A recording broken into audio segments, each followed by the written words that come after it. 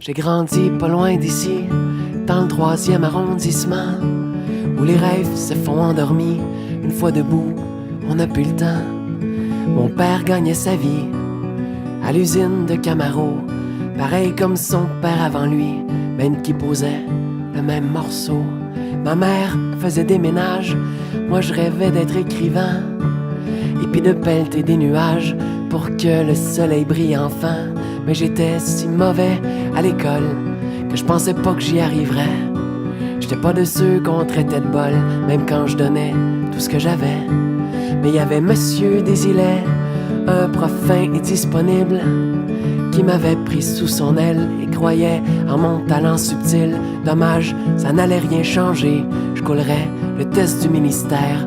Lundi, j'enverrais mon CV à l'usine de mon père.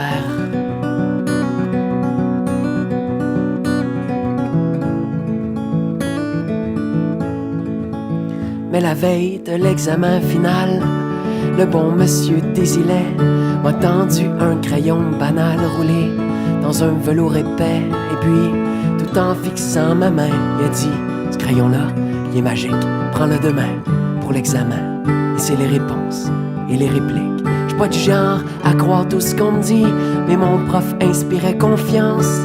Puis je voulais croire un peu aussi que j'avais peut-être encore une chance. D'ailleurs, à la seconde où je l'ai pris, j'ai senti comme un changement. Je vous jure que je vous compte pas de menterie, non. Le crayon était vivant et contre toutes mes espérances, il écrivait pratiquement tout seul. Sans blague, ça avait presque pas de sens de le voir danser sur les feuilles. J'ai donc passé mon examen comme un petit test de routine, avec quelque chose comme 80, presque aussi haut que mon estime.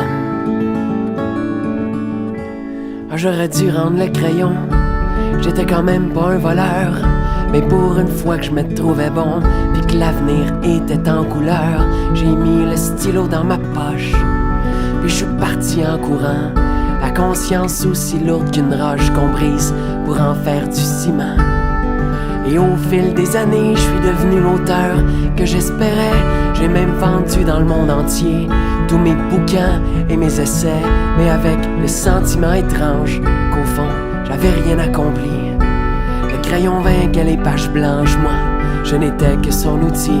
Je me suis mis à boire plus qu'il ne faut pour oublier que je n'étais rien, que je roulais dans une Camaro sur laquelle mon père s'usait les mains. En plus, j'avais toujours peur qu'on me vole mon précieux crayon, ou que me dénonce mon professeur. Le sang serait vraiment fini pour de bon.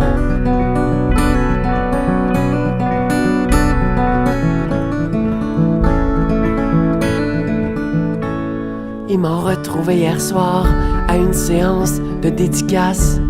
Tout autour de ses yeux noirs, le temps avait laissé sa trace. Je lui devais mon succès et des excuses comme de raison. J'ai dit: Monsieur Desilets, vous venez chercher votre crayon. Il m'a souri tristement en disant: t'as toujours pas compris. Il est dans ta tête ton grand talent. Le stylo venait de chez Uniprix. Laisse-moi te regarder maintenant. Je suis si fier de toi. Y a pas un seul de tes romans que j'ai pas lu au moins 3 fois. Moi je me suis levé d'un coup, j'en croyais juste pas mes oreilles.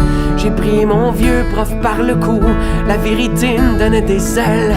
Tellement qu'en arrivant chez moi, j'ai jeté le stylo par la fenêtre. La lumière brillait sur les toits et les mots dansaient dans ma tête.